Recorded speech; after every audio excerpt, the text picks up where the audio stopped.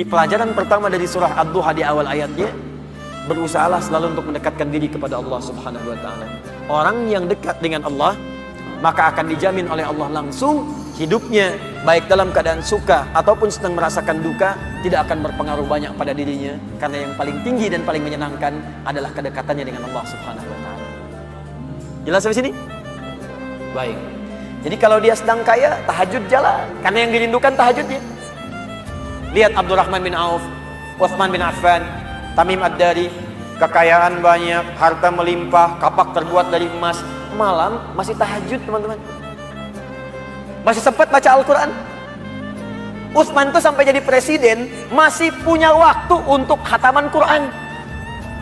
Kan Utsman radhiyallahu ta'ala anhu waktu terbunuh kan sedang baca Al-Quran. Masih puasa, saat itu sedang puasa. Anda bayangkan nikmatnya dekat dengan Allah, walaupun jabatan tinggi, yang terasa nikmat itu saat sedang beribadah kepada Allah, saat tahajudnya, itu yang dinanti. Nabi itu kedudukannya paling tinggi, tapi kapan merasakan kenyamanan? Saat tahajud, sampai tak terasa rakaat pertamanya 5 juz 4 halaman. Paling sedikit 100 ayat. Saya mau tanya pada Anda, pernah nggak merasakan kenikmatan seperti itu? Apakah nikmat saat dapat door prize, apa saat baca wadduhanya?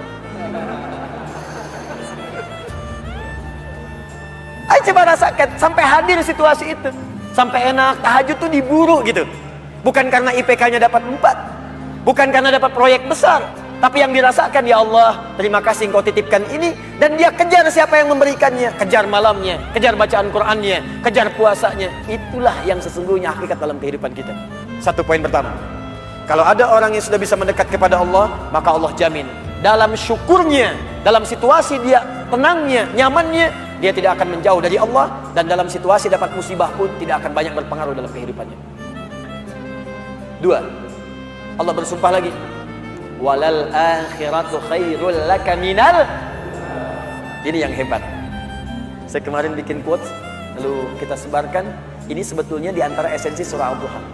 Kata Allah, Muhammad, saya bersumpah kepadamu, yakinkan pada jiwamu, nanti saat kamu ke akhirat, suasananya akan lebih enak dibandingkan dengan sekarang.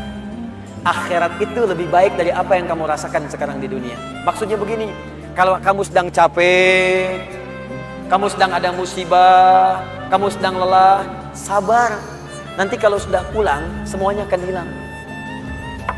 Memang dunia itu tempat capek, karena memang tempat beramal. Sholat di dunia, kerja di dunia, puasa di dunia, baca Quran di dunia. Kenapa kita kerjakan? Supaya cari bekal untuk pulang ke akhirat. Nanti kata Allah, kalau sudah pulang, semuanya akan hilang. Jadi tenang aja teman-teman. Capek cuma sebentar. Ya, capek cuma sebentar. Olah, gak apa-apa. Namanya juga dunia. Dunia itu memang tempat capek. Kalau nggak mau capek, ya pulang. Dunia itu tempat capek. Dan kita memilih untuk hidup. Maka jalani itu, nikmati saja, kerjakan aja. Setiap kerja ada pahala, setiap kerja ada pahala, setiap sholat pahala, baca Quran pahala, niat mencari nafkah karena Allah pahala, merawat anak pahala, memberikan ASI pahala. Gak apa-apa, memang capek. Memang ya dunia sifatnya capek. Setiap tahapan tuh capek lagi, biasa. Supaya dapat bekal. Bukankah orang kerja dapat gaji? Dan enak kan kalau gajian? Dan kalau sudah dapat gaji, lupa kan 29 hari ke belakang? Anda itu bekerja, kerja, berangkat gelap, pulang gelap. Tapi kalau sudah dapat gaji, semua itu kan hilang lupanya. Pergi ke Lembang, ya, jalan sama keluarga. Ada yang ke Palembang, beli pempek. Ada yang ke Lembang, beli mak Lembang. Semuanya kayaknya hilang aja. Besoknya kerja lagi. Kata Allah, saya janjikan yang lebih dahsyat. Kamu sabar saat di dunia, karena dunia memang tempatnya capek. Kamu cari bekal aja. Nanti saat pulang ke akhirat, saya berikan yang lebih indah dan gak akan pernah ada capek lagi.